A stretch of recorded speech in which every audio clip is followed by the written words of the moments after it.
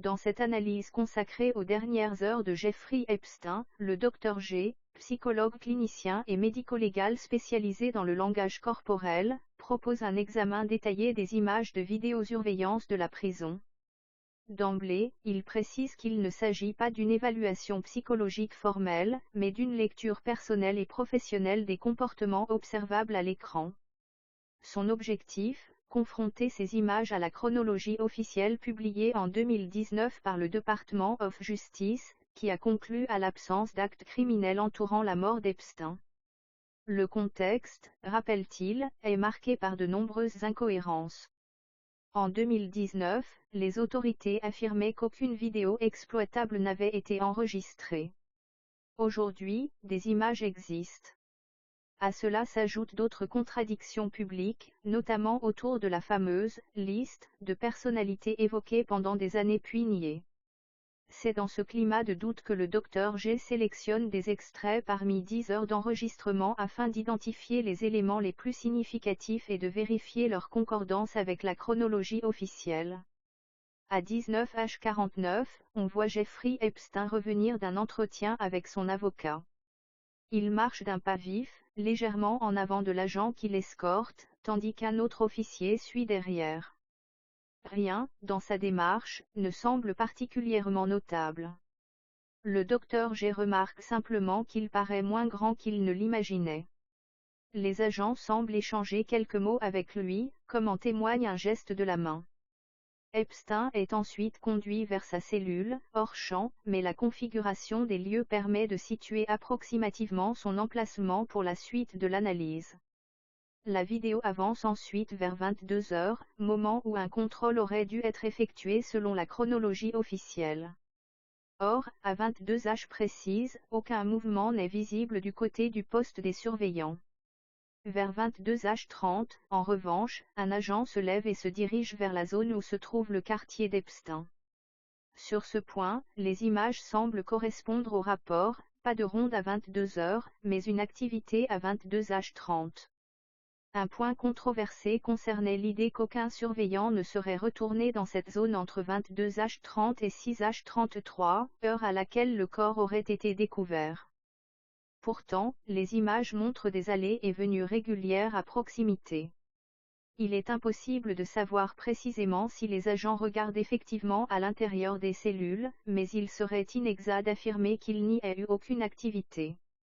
Contrairement à ce que beaucoup avaient compris en 2019, les surveillants ne semblent pas totalement inactifs ou endormis pendant toute la nuit. À 23h58, un saut d'une minute apparaît, l'horodatage passe directement de 23h59 à minuit. Certains y voient une suppression suspecte. Le Dr G, lui, estime qu'il s'agit vraisemblablement d'un artefact technique, possiblement lié à l'enregistrement ou au fractionnement des fichiers. L'hypothèse d'une manipulation ciblée lui paraît peu crédible, notamment en raison du timing trop évident. Autour de minuit, un agent est visible en mouvement. Plus tard, un autre se rend vers une pièce identifiée comme « Room 46 », dont l'accès nécessite d'être autorisé à distance. Le comportement paraît un peu précipité, mais rien de manifestement suspect. Toutefois, le Dr G note un détail rarement évoqué, la présence de plusieurs personnes sur l'étage, alors que la chronologie officielle donnait l'impression qu'il n'y avait que 2 surveillants concernés. Cette omission contribue à l'idée que le récit public était incomplet. Vers 1h du matin, les agents sont encore actifs. Le Dr G souligne que, même si certains contrôles officiels n'ont pas été effectués comme prévu, les surveillants ne semblent pas avoir dormi toute la nuit.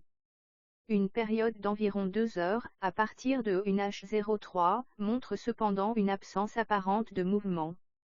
Aux alentours de 3h14, un agent se dirige à nouveau vers la zone des cellules. C'est ici que l'incompréhension du Dr G s'exprime le plus clairement. Si les surveillants se lèvent et se déplacent, pourquoi ne pas vérifier concrètement les cellules? L'idée qu'ils puissent signer des formulaires attestant d'un contrôle sans regarder à l'intérieur lui paraît étrange et difficile à justifier, même en tenant compte de la surcharge de travail. Un moment attire particulièrement son attention, une agente se rend à « room 46 », semble essuyer la sueur de son visage, puis, plus tard, y retourne. Cette fois, elle pointe brièvement en direction d'un couloir qui correspondrait approximativement à l'emplacement de la cellule d'Epstein, puis lève les yeux vers la caméra à 2 reprises. Le docteur G insiste, ce geste peut être totalement anodin. Elle pouvait désigner n'importe quoi, et le regard vers la caméra peut simplement traduire une prise de conscience d'être filmé. Néanmoins, ces détails mériteraient, selon lui, d'avoir été examinés attentivement lors de l'enquête. Autre élément troublant, l'écart vestimentaire. Une agente semble souffrir de la chaleur, tandis qu'un autre porte une capuche comme s'il faisait froid. Ce contraste, sans être probant, intrigue le docteur G. Enfin, vers 6h31, l'agitation devient visible. À 6h33, selon la chronologie, le corps est découvert. Les agents se précipitent dans la zone correspondant à la cellule d'Epstein. En conclusion, le docteur G souligne le manque de points de comparaison. Sans image d'une nuit normale, il est difficile de déterminer si ces comportements sont ordinaires ou atypiques. Certaines incohérences ou omissions dans les récits de 2019 ressortent, mais rien, dans les images seules, ne constitue une preuve directe d'un acte criminel. L'analyse met en lumière des zones d'ombre, des détails intrigants et des questions légitimes sans pour autant apporter de réponse définitive.